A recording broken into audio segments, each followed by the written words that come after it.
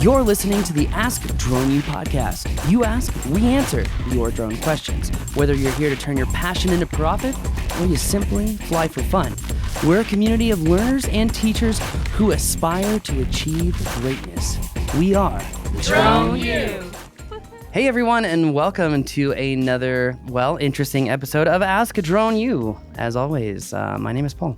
And I'm Rob, and excited to be here with you. Thankful that you are spending a few minutes of your day with us. Thank you very much, and for all of you who have sent in questions, appreciate that. That's what makes the show go. It's for you, and so we need your questions to make it for you. AskDroneU.com for whatever's on your mind, and we got a good one today. We do. In fact, before we get into that one today, today's show is going to be brought to you by Raceday Quads. And the reason that I have unilaterally chosen to do this, I did not discuss it with Rob before the show. I probably shouldn't have said that either. But what else is new? But we all know. Long story short is, with Raceday Quads legally challenging the FAA on remote ID, I feel a very passionate desire to support them in any way that I can. And unilaterally this weekend, I was like, you know what? I want to make them the sponsor and drive more awareness to their GoFundMe account. It's very expensive to challenge anything in federal court, and they've got a great team of legal assistants and attorneys. And if you would like to support the fight against remote ID, you can go to their website, racedayquads.com. The GoFundMe is literally linked on the front page. You can just click it there.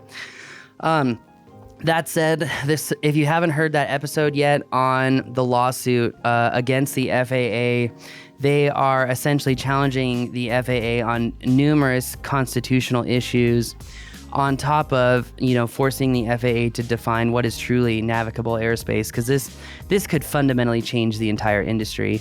And they also made a very good argument, and I think it goes to show again about really question who you support in this industry, because Rob, John, and Tyler made an amazing argument about why remote ID essentially is the bottleneck to the industry's growth. That when you don't know what's coming with these broadcast modules and what's going to be required and how to work inside of that it really slows down development and innovation. And it really hurts the industry grow when there's not new things being produced that work with inside or coincide with regulatory burdens and whatnot. And also, their entire lawsuit and discovery found that the FAA really was not, how do I say this without being too pejorative, but they were not really transparent when they put down the remote ID NPRM. And there were actually a lot of phenomenal comments, asking very legally binding questions in regards to how remote ID would comply with these things. And, with so many lawsuits out there already protecting people's collection of data, everyone who's a protection hawk was saying, how the hell is remote ID going to go through when it's gathering even more information than things like your cell phone, which require a warrant to be able to aggregate data. So honestly, I love these arguments. I think it's about time that the FAA answer some of these questions about what is really navigable airspace. How are they not violating the First and Fourth Amendment? And I think it's actually good for the industry if this challenge goes through, because I think it's going to open the floodgates for domestic manufacturers. I think it's going to open up the floodgates for international manufacturers. I think that at the end of the day, society really dictates the rules. It's whatever we decide that we're going to put up with. I've used the example before of look at texting and driving. It's illegal everywhere, and people still do it all the time. They still get in car accidents because there's not really a forceful means of enforcement against it. And without the ability to enforce laws, what are laws? Or not even in this case laws with the FAA, but rather regulations. Mm-hmm. And so I hope we don't get any blowback from the FAA for us asking these questions, but as a part of being the, media in this industry and as a trusted news source, we have to ask these questions because they deserve answers. And we cannot live in a country where when the FAA is doing, a webinar about issues and they continually delete comments that are asking legal questions, and they just, oh, that doesn't exist. Oh, that doesn't exist. That sounds like we're living more in China than it does in the United States. And so it just goes to show too, what nefarious things can happen when legitimate questions are censored, whether it's about, coronavirus, whether it's about politics, whether it's about the drone industry. If things are being censored, then people are really never going to know what is and what isn't. And rather, we're going to have a facade. And it seems like in the age of security, we give up more and more privacy. And I think that Edward Snowden very eloquently stated, we don't have to give up privacy for security. That's a facade. That's a false narrative.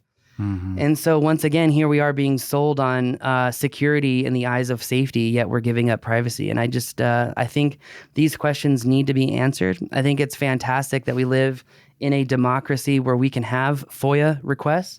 I mean, even from the FOIA request that came out this morning about Fauci, I mean, that's fascinating, but into staying true to the topic and staying in our lane here in the drone industry, these FOIA requests have showcased not only lack of transparency, but potentially nefarious intent. I mean, and I mean that in specifically in their discovery, Rob, there was a document that was signed off on about demonstrations regarding remote ID.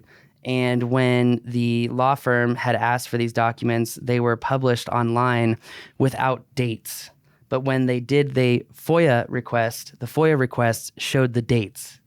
Why would the FAA put out a document redacting dates about when people sign something? Is it because maybe according to the laws in which we have to build regulations were broken? Was it an attempt to hide that?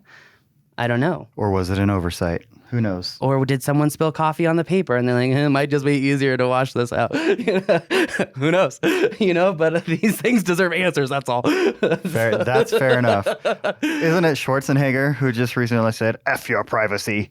Oh, gosh. Right? Don't get me started. Yeah. No. But the point is, there's more people thinking that way, which scares the crap out of me. I hope it scares you too. It's not okay. Anyway. And this is why actors should not be in government. And athletes. I rest my case. Oh my gosh. Okay, anyways. But then again, they have as much right as we do. Sure. Right? But you know what, Rob? Let me ask you a very poignant question, because I've been kind of stirring on this for months, maybe even a year now. But when you see what's going on TV, what smart person is going to want to put themselves out there to be the forefront of common sense policy in politics? Meanwhile, their family might get threatened. They might get death threats. People might make shitty videos about them on YouTube that, turn on some trolls and activate some very messed up people. I feel like the options that we're given, even good ones, are often shut down in the name of what's comfortable. And I say that because I go back to the 2020, and we're going to be done with politics here real soon, but go back to the 2020, what is it called? Democratic primary, right? And I think everyone knows this, I'm not very liberal at all. And that said, you look at someone like Tulsi Gabbard, who's a veteran, right? Who's educated, who is also very common sense. I mean, it really seemed like on the stage that like she had the merit on top of a lot of other candidates on that stage, and also had legitimate claims to ethnicity, unlike some of the other candidates on that stage. Elizabeth Warren, wake up, lady.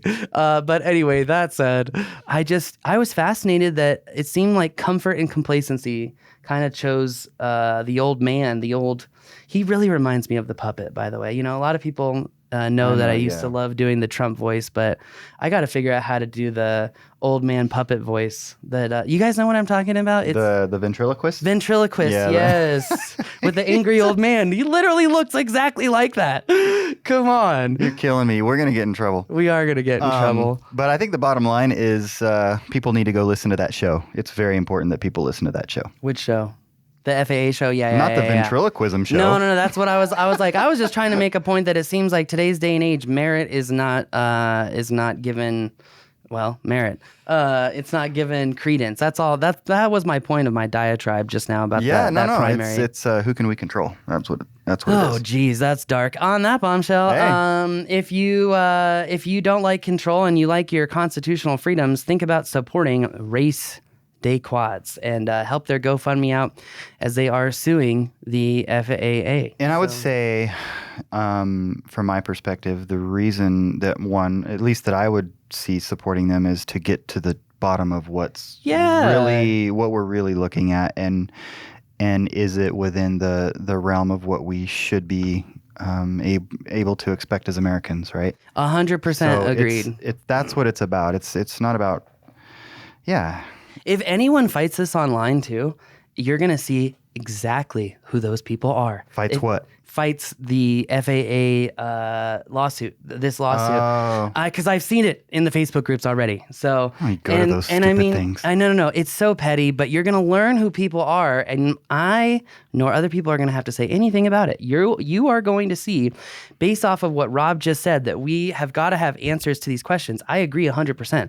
That's why we are in a democracy. So if you see any pushback in these groups and whatnot, well, then you know that there's probably some malintention and probably some, how do we say this?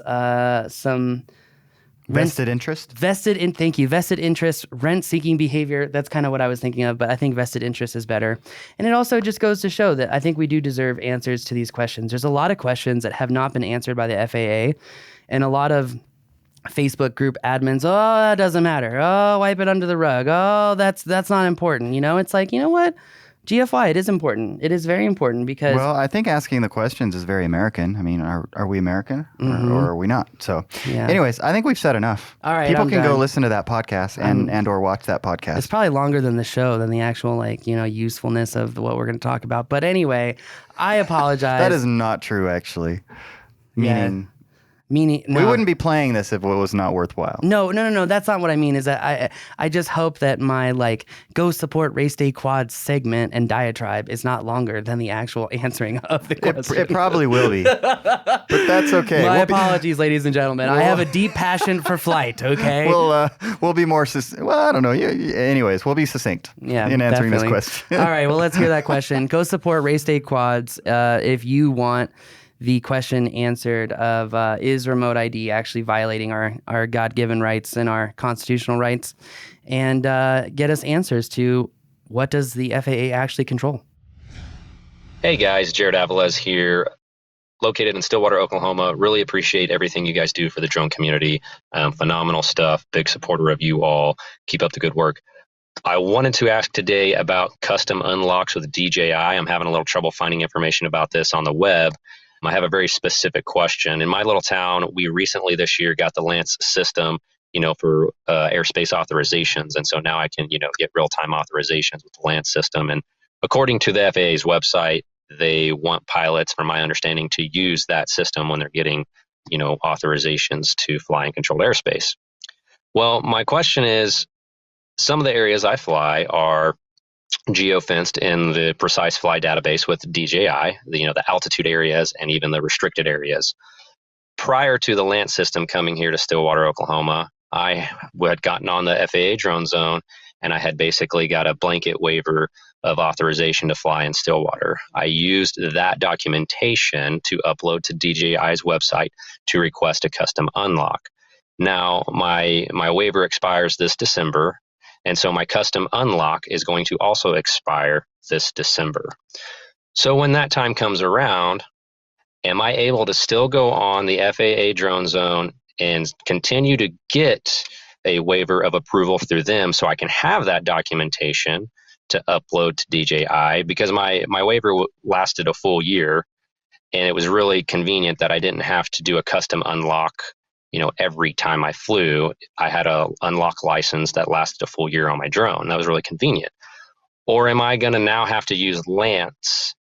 And when I'm in a restricted area, DJI's restricted areas or altitude areas, am I going to have to use LAANC's information and then get online and try to get a custom unlock when I do fly in those areas every single time, which would be a little bit of a hassle for me.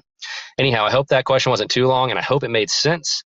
And I really appreciate everything you guys do. Looking forward to what information you guys can give us on that particular topic. Thanks so much. Thank you, Jared. Really appreciate the question. Really appreciate you being a part of the Drone U community. It means a lot. It really does. And your contribution means a lot as well. But yeah, I wonder now that Lance is in his area in Stillwater, does that mean he can no longer get that long-term waiver that he had before? If you remember a while ago, we had kind of talked about the way to get some wide area authorizations at a LAANC airport was to piggyback the nighttime waiver. And I have even seen in some Facebook groups recently that a lot of pilots have these wide area authorizations, and now that the LAANC is active at the airport and whatnot, they were given what is it called? They were given instructions that they can expand or duplicate those wide area authorizations, but multiple users reported, and I actually saw this on Friday, multiple users reported that when they went to apply for an extension, they were repeatedly denied over and over without explanation. And I mean, on a human element, that makes sense. If I was the old man at the FAA, I'd be like, no, son, you can't do that. But but the other, I don't know. I mean, the other side of that might be we have the system for people to use. It's called LAANC. We created it for you to use. Sure. Use it. Sure. But here's the problem is that you have the Americans telling you, use this system. It works lightning fast. Trump's back. It's okay. And then meanwhile, the Chinese are like, no, you can't fly. You got to send me that. You got to send me that authorization. Sure. You know? And so you have two kind of systems clashing. And I think everyone knows who's been listening for quite some time is I'm very anti the daddyisms of DJI of telling you where and when you can't fly. But that brings us to some important news. First of all, before we get to that important news, let's talk about what his options are. Unfortunately, he's probably going to have to apply at LAANC every single time. So that sucks. The DJI GeoZone, which is what he's referring to, I don't know if he's on 1 or 2.0. Remember, GeoZone 2.0 is bow ties, 1.0 is circles. So with that said, there is actually now a way around applying for Daddy's authority to fly. And when I say Daddy, I mean DJI, I mean Mr. Frank Wang. I'm probably not saying your name right, so I apologize on that. I'm not trying to be disrespectful on your Mr. Frank name. Wang? Yeah, I don't know. I know it's Frank, but I'm probably not saying the last It's name. probably not actually Frank. Yeah, I'm sure you're right. So you know what? At least I got the pronunciation right on one of them, even though it's not right. But I hey, don't think whatever. Wang's hard either. I think you nailed it.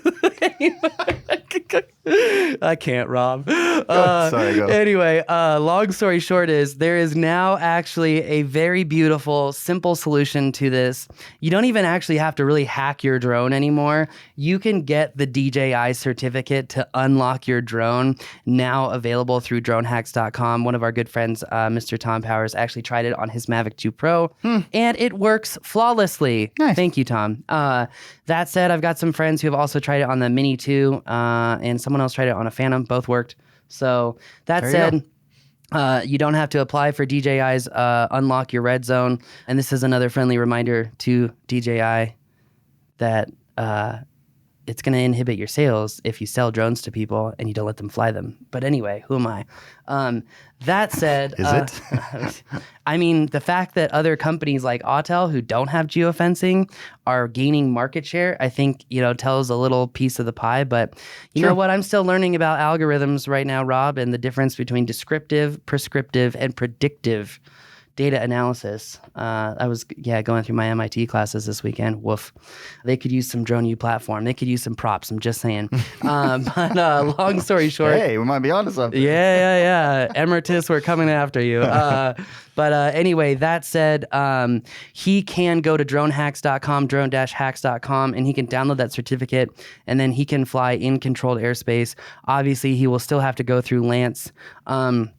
I will say, look, I love supporting small businesses, and a lot of you know that I have been supporting UA Sidekick for a while. Although recently, OpenSky, not the credit card, but OpenSky from Google, this little nifty app, has done a particularly good job at providing airspace access.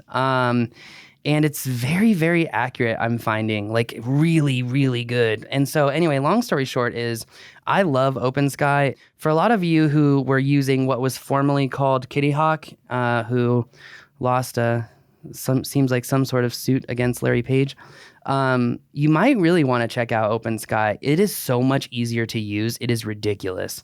And for all of you using Aircrap, after that FAA lawsuit that we just did the show on, and you hearing how the FAA was working secretly with companies, including AirMap, to aggregate and store your data, I would say, please, for the love of God, don't use that company's app, because remember, when the product is free, you are the product. But OpenSky is free too, so if you don't want to be the product, then go to UA Sidekick. On that bombshell, you can get LAANC authorization even easier. Now, wide area authorizations are becoming a rarity, especially after the update of Part 107, giving pilots the opportunity to fly at night once they pass their recurrent online quiz.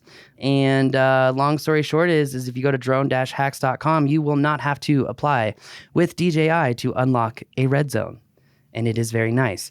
Now, there is one more option if he doesn't want to plug his drone into a Windows-based computer and fire that thing up and go through the parameters and change one parameter from a 0 to a 1. If he doesn't want to do that, that's okay. What he can do is he can buy an iPhone Touch. It's actually not an iPhone, it's iTouch. I said that wrong, iTouch. And then he can go in there and he can download DJI Go 4. Before you do that, change the date and time on the phone so that it's good for that day, right? Download DJI Go 4, whatever you're going to control your drone on, and then turn Wi-Fi off to the iTouch. No data whatsoever to the iTouch. And make sure the date and time stays in September of 2021, because that's how the app verifies the certificate that DJI gave him is by a date. And if you override the master date in the iTouch and you don't give it data or any way to get data, then his unlock certificate will be good indefinitely. Interesting. Bombshell. There's always a way around. It's just that a lot of people don't want to give up modern day conveniences to do the workarounds. Yeah, but getting an iTouch is a very reasonable way to do that.